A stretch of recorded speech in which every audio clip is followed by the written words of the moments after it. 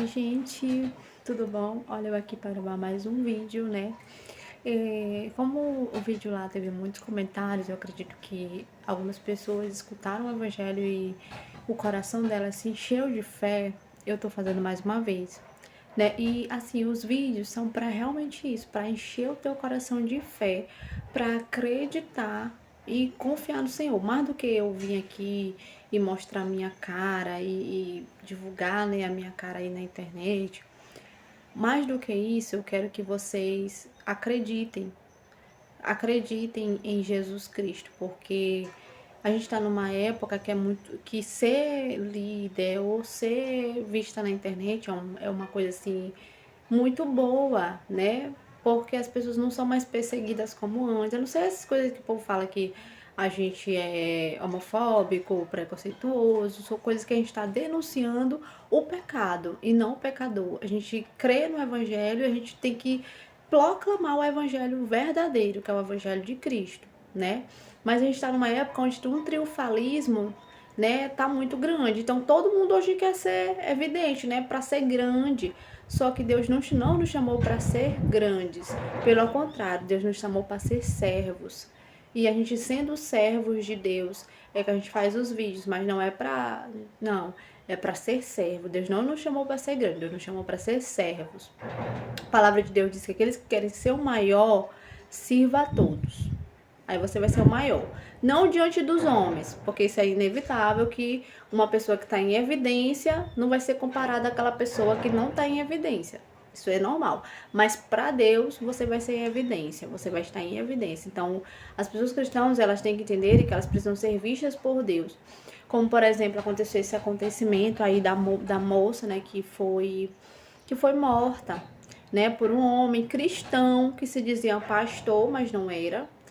Ele se deixou, pode ser que ele até foi uma vez, mas ele se deixou o coração corromper pela raiva, corromper pela ira, corromper, ele não vigiou, porque isso o cristão tem que fazer, vigiar. A palavra de Deus diz, irai-vos, mas não pequeis.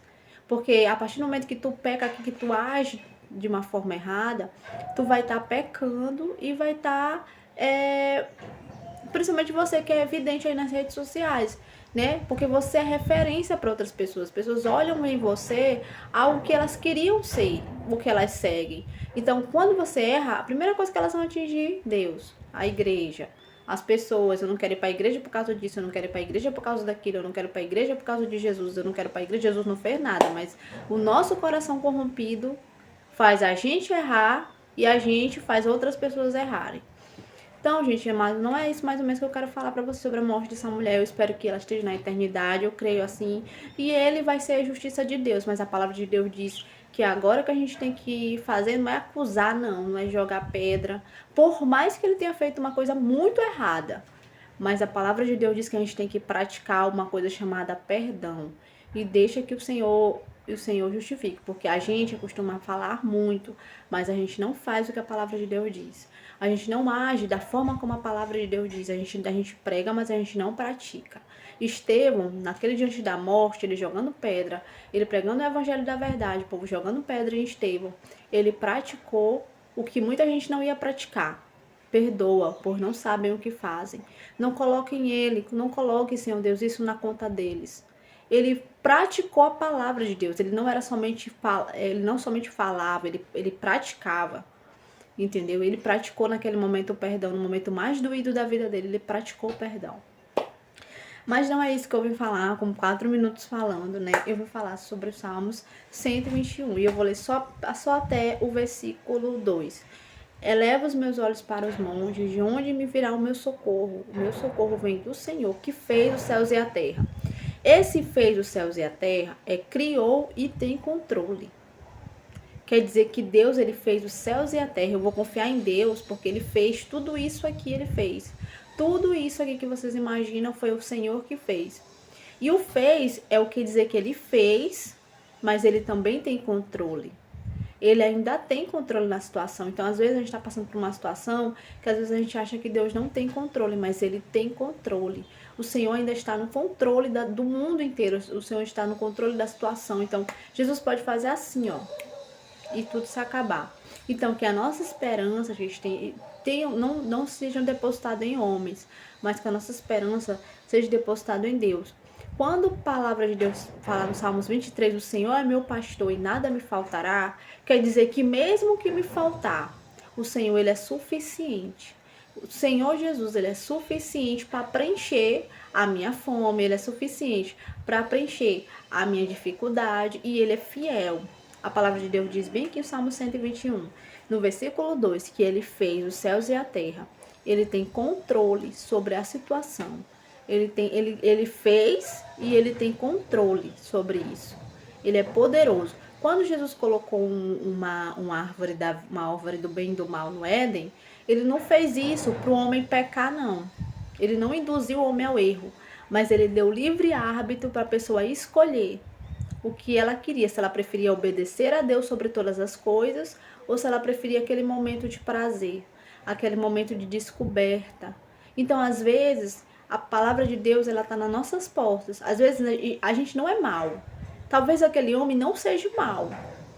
Talvez aquele homem seja um homem de Deus, mas ele permitiu que o diabo tocasse no coração dele, para ele fazer aquilo, entendeu? E hoje ele recebeu as consequências dele, ele está recebendo.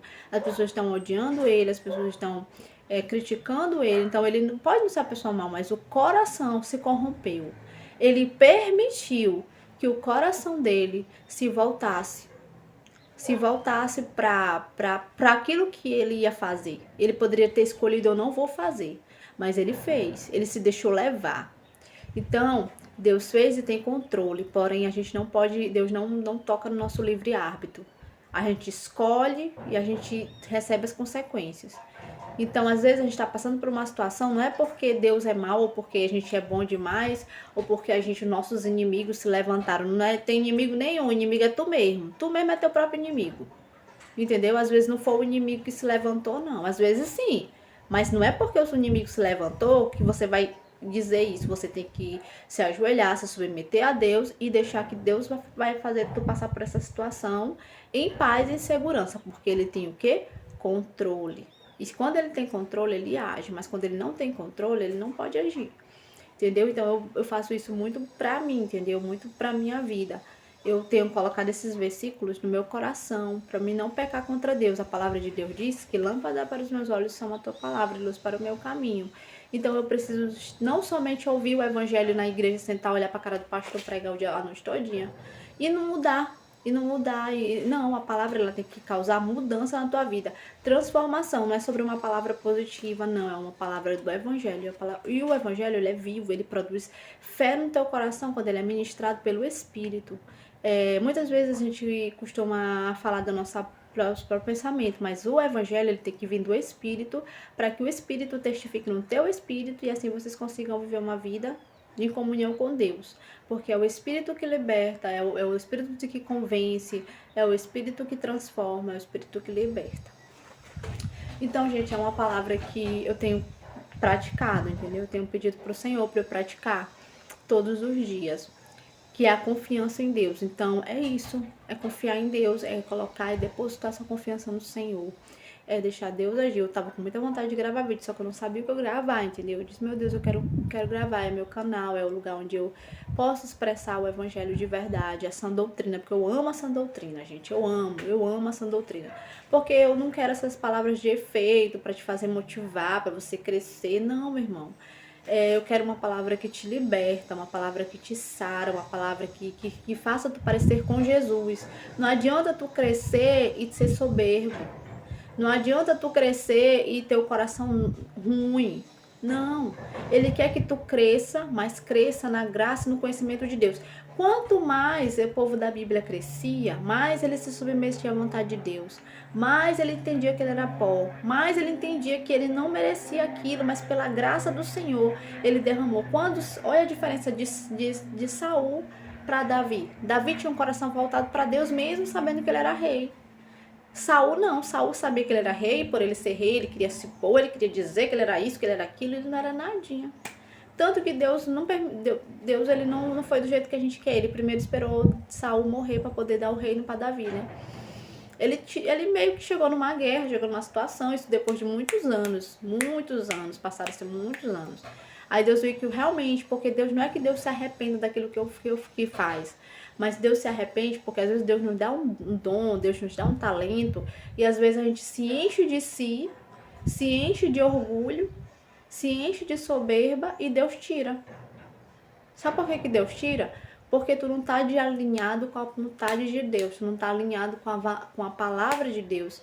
Então, Saul já não estava mais fazendo a vontade de Deus, ele não escutava mais a Deus. Ele escutava o seu próprio coração. E a gente sabe que o nosso coração ele é enganoso.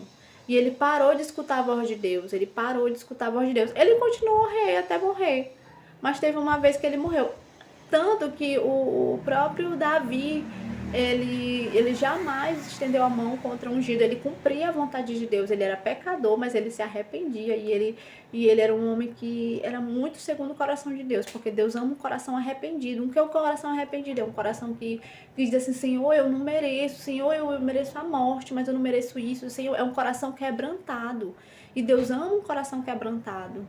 Entendeu? Então que a gente venha ser assim. Então esse é um vídeo assim bem rápido, um vídeo que eu não imaginei gravar. Eu espero que vocês comentem aqui sobre alguma coisa, até porque, gente, eu não quero só falar. Eu quero que vocês falem, ô Karina, tal. Sei lá, escreve alguma coisa aqui, mas que haja transformação. Gente, é muito ruim, é muita responsabilidade quando a gente grava vídeo no YouTube. Entendeu? Porque a gente começa a ser. As pessoas começam a assistir a gente, começam a ver em nós algo que a gente tem que viver. Porque não é só falar, a gente tem que ser a prova viva de Deus. É por isso que muitas das vezes, olha gente, eu amo a minha igreja, né? Eu tô numa igreja e tal, que eu era antes. E lógico, a nossa igreja, ela é super jovem, muito maravilhosa, muito maravilhosa. Mas as pessoas hoje em dia, elas não vão mais para a igreja por causa de Jesus. Entendeu? Acabou isso. Vai chegar um tempo que o amor vai se esfriar, as pessoas vão procurar escutar. Vai pregar essa doutrina, vai pregar não sei o quê. Que o povo fica doido, o povo não quer. Arrependimento, mudança de vida, pecado. Ah, Deus ama todo mundo. Deus ama, meu filho, mas meu Deus é justiça. Que nem eu, Karina. Um dia eu vou contar meu testemunho pra vocês. Entendeu? Mas, gente, é isso.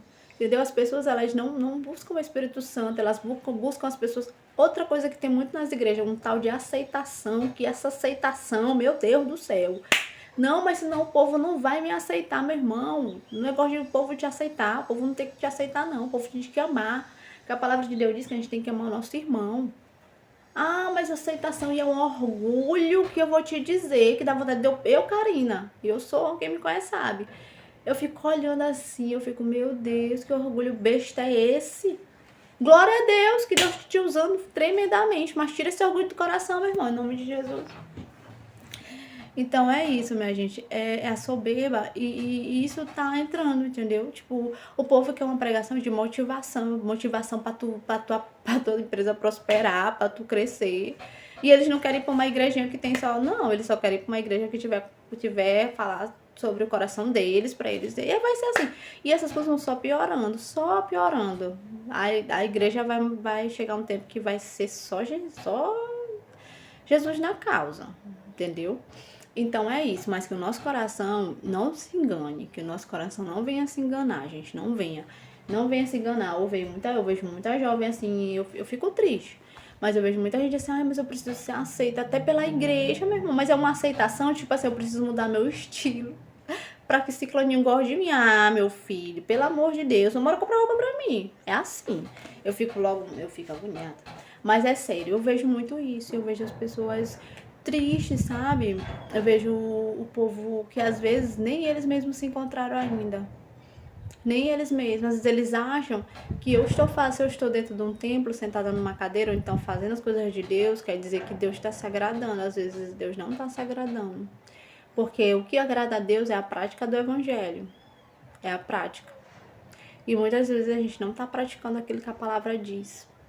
Entendeu? E Deus não está feliz com isso. Mas a gente tem que ser o diferenciado, a gente tem que ser diferente. É isso que Deus nos chamou para ser diferente. Então é isso, minha gente. Eu espero que vocês tenham gostado desse vídeo. Vou editar aqui só coisa, porque eu acho que a luz tá boa.